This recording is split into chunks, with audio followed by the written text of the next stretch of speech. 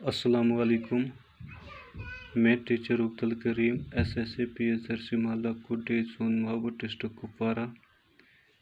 आज का जो हमारा सब्जेक्ट है तीसरी जमात की उर्दू, और आज हम जो पढ़ने जा रहे हैं प्यारे बच्चों वो है पेज नंबर 51।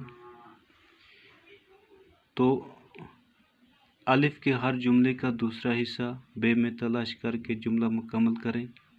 आज हमें जुमला मुकम्मल करना है। ये अलिफ है, एक साइड में अलिफ है, दूसरी साइड में बे है। यहाँ पे आप देख सकते हैं बच्चों, ये अलिफ है, ये बे है। अलिफ में जो जो जुमला है इसको बे के साथ मुकम्मल करना है। आदल के अब्बा ने इसके लिए, इनमें से कौन आएगा? इसके लिए। इसका मतलब है ये इसके साथ जोड़ के जुमला मुकम्मल हो गया। ये देखिए, आदल के अब्बा ने इसके लिए नया कुर्ता पजामा और टोपी सिलवाई है। तो इसी तरह से फिर है शहर से लोगों की टोलियाँ, शहर से लोगों की टोलियाँ, हाँ शहर से लोगों की टोलियाँ। बच्चों ये है ईदगाह, ईदगाह की तरफ चल पड़ी है। ईद के दिन सब लोग एक दूसरे को, ईद के दिन सब लोग एक दूसरे को ईद की मुबारकबाद देते हैं। क्या देते हैं? ईद की मुबारकबाद देते हैं।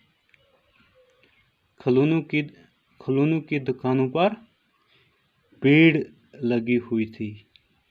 खिलौनों की दुकानों पर भीड़ लगी हुई थी। अब इसके बाद ये है दुरुस्त लफ्ज़ तलाश करके खाली जगह पुर कीजिए। हमें दुरुस्त जो सही लफ्ज़ है उसको तलाश करके खाली जगह पुर करनी है। तो प्यारे बच्चों, ईद उल फितर रोज़ों के डैश डैश आती है।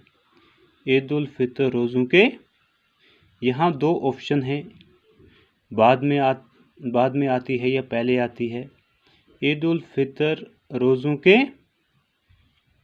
बाद आती है ना बच्चों, रोज़ों के बाद, रोज़ों के बाद आती है।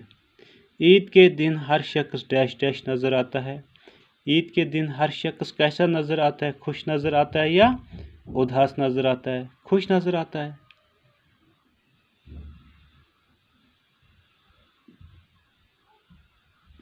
खुश नज़र आता है। तो इसी तरह से बच्चों ये है नमाज के बाद हर शख्स हाथ डैश डैश खुदा से दुआ मांगता है। तो नमाज के बाद हर शख्स अल्लाह से, अपने रब से, खुदा से गिराकर या उठाकर, हाथ उठाकर दुआ मांगता है ना बच्चों, उठाकर, हाथ उठाकर अपने रब से, अल्लाह से दुआ मांगता है। तो इसके बाद है हामिद ने ईदगाह के डैश डैश जहाज खरीदा। हामिद ने ईदगाह के अंदर जहाज खरीदा या बाहर जहाज खरीदा? हामिद ने ईदगाह के बाहर, ईदगाह